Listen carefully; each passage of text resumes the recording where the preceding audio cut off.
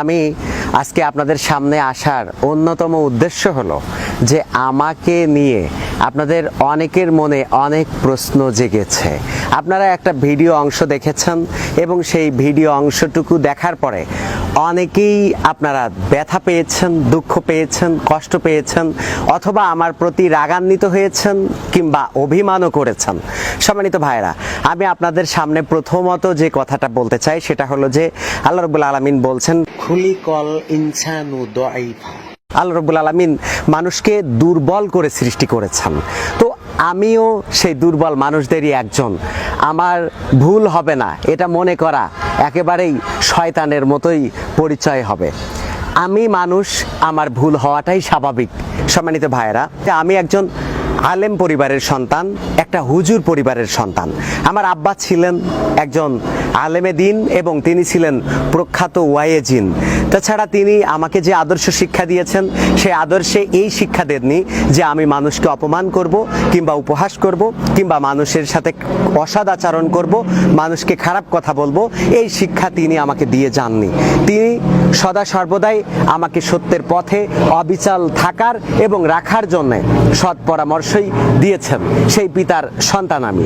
সম্মানিত ভাইয়েরা, আমি দ্বিতীয় যে কথা বলতে চাই সেটা হলো যে আমি ঈদ পরবর্তী সময়ে লাইভ করেছি এবং অসুস্থতার পরে এটাই ছিল আমার ঈদের পরে প্রথম কোনো লাইভ। তো আমি মূলত এসেছিলাম আমার শুভাকাঙ্ক্ষী বা ভালোবাসার মানুষদের সাথে কুশল বিনিময় করার জন্য।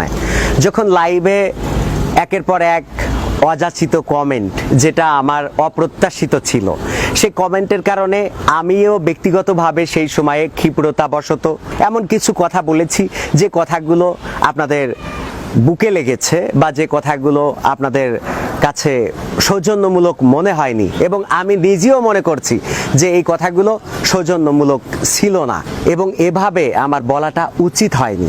আমি প্রথমেই বলেছি যে আমি মানুষ, ভুল হওয়াটাই স্বাভাবিক, অস্বাভাবিক কিছু নয়।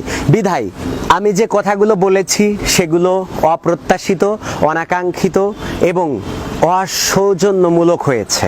বিশেষ করে আমি প্রথমে যে শব্দটা বলেছিলাম সেই শব্দটার মাঝখানে একটা গ্যাপ চলে গেছে। আমি বলেছি যে যারা হুজুর সাজে, বিশেষ করে আমাদের দেশে যারা মানে হুজুর সাজে, হুজুর সাজে, আবারও বলছি যে হুজুর সাজে। আমি কতিপয় কিছু হুজুরদের উদ্দেশ্য করে কথা বলতে চেয়েছি, কিন্তু এই যারা হুজুর সাজে তাদের মধ্যে যে আমি ম্যাক্সিমাম শব্দটা ব্যবহার করেছি, আমার এই শব্দ চয়নে কিংবা আমার এই বাক্যের প্রয়োগটা নিঃসন্দেহে ভুল ছিল। আর এই ভুলের জন্যে আমি প্রথমত আমার মহান রব আল্লাহ রাব্বুল আলামিনের কাছে ক্ষমা চাচ্ছি। আল্লাহ রাব্বুল আলামিন ক্ষমা করতে ভালোবাসেন। আল্লাহ রাসূল সাল্লাল্লাহু আলাইহি সাল্লাম বলেছেন বান্দা পাপ করতে ভালোবাসে আর আল্লাহ রাব্বুল আলামিন ক্ষমা করতে ভালোবাসেন। বিধায় অপ্রত্যাশিত এবং অনাকাঙ্ক্ষিত বা আমার অজ্ঞতার কারণে যে ভুল হয়েছে বা যে ভুল করেছি, যে অন্যায় করেছি, সে অন্যায়ের জন্য মহান রবের কাছে ক্ষমা চাচ্ছি। নিঃসন্দেহে আলেম সমাজ এই দেশের জন্য নিয়ামত এবং রহমত। আমি কিন্তু বলেছি যে আলেমদেরকে যদি কেউ খারাপ কথা বলে কিংবা আলেমদেরকে যদি কেউ অপমান করে, আলেমদেরকে যদি কেউ কটু কথা বলে, তাহলে সেটা আমার কলিজায় লাগে, আমাদের বুকে লাগে। এ কথাও কিন্তু ওখানে বলা আছে। হুজুরদের গালি দিলে আমাদের বুকে লাগে, কারণ আমরা হুজুরদেরকে সম্মান দিতে চাই, তাদের উচ্চ মর্যাদার আসনে বসাতে চাই। সম্মানিত ভাইরা, আমি আপনাদের কাছেও ক্ষমা চাই যারা আমার এই কথাগুলোকে কষ্টের সাথে নিয়েছেন, যারা এই কথাগুলোকে অপ্রত্যাশিত মনে করেছেন এবং অপ্রত্যাশিতই ছিল, যারা এই কথাগুলোকে মেনে নিতে পারেননি, অন্তত আমার কাছ থেকে এই কথা যারা আশা করেননি, আমি সবার কাছে ক্ষমা চাচ্ছি যে দয়া করে আপনাদের মনের কষ্ট নিঃস্বার্থভাবে ক্ষমা করে দিবেন।